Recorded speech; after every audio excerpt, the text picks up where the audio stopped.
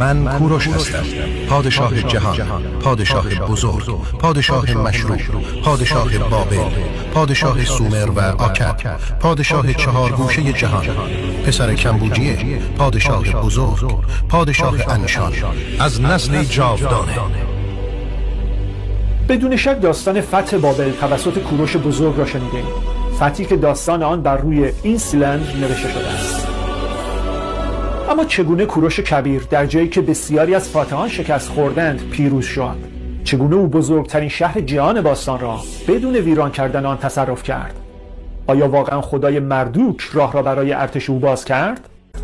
قبل از اینکه وارد بابل شود اجازه داد همه بدانند که خدای خودشان او را برگزیده تا شهر را از دست این حاکم مستبد نجات دهد.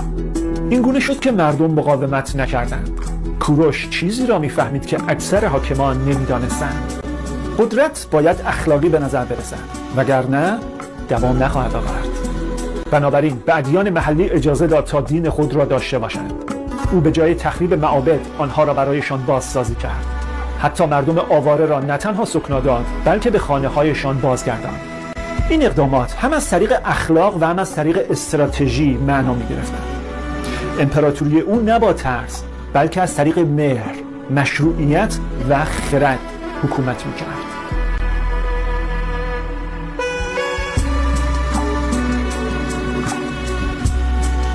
الگویی چنان مؤثر که بسیاری از متمدن‌ترین کشورهای امروزی هنوز از این اصل پیروی می‌کنند. در داستان فتح بابل مردوک به کوروش نیازی نداشت. کوروش هم به مردوک نیازی نداشت. این مردم بابل بودند که به این داستان نیاز داشتند. زیرا کلمات قدرت دارند. آنها داستانها را می‌سازند و این داستان در اینجا از مقاومت لشکر بابل جلوگیری کرد. از شورش بعد از فتح جلوگیری کرد. قدرت را مشروعیت بخشید. جمعیت‌ها را آرام کرد و فتح را به عنوان سرنوشت بازنویسی کرد.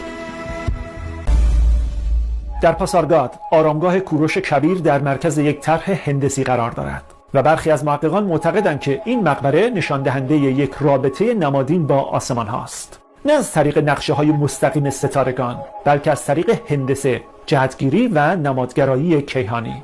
هرچند که گویا این نشانه ها امروزه از بین رفتند، اما بیش از 250 سند در بایگانی فریر وجود دارد که به کارهای میدانی هرتزفلد در پاسارگاد اشاره دارند. از جمله نقشه ها، عکس ها و اسناد در مقیاس بزرگ.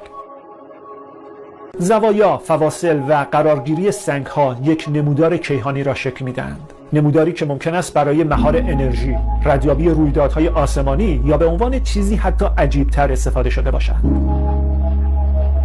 شبها بازدید کنندگان در مقبره کوروش از ارتعاش وزوز با فرکانس پایین در میان سنگ‌ها خبر می‌دهند. به هر حال کیهانشناسی مهرپرستی آسمان را به عنوان نظم در مقابل هرج و مرج می‌دید. بنابراین معماری که منعکس کننده آسمان‌ها باشد عجیب نخواهد بود.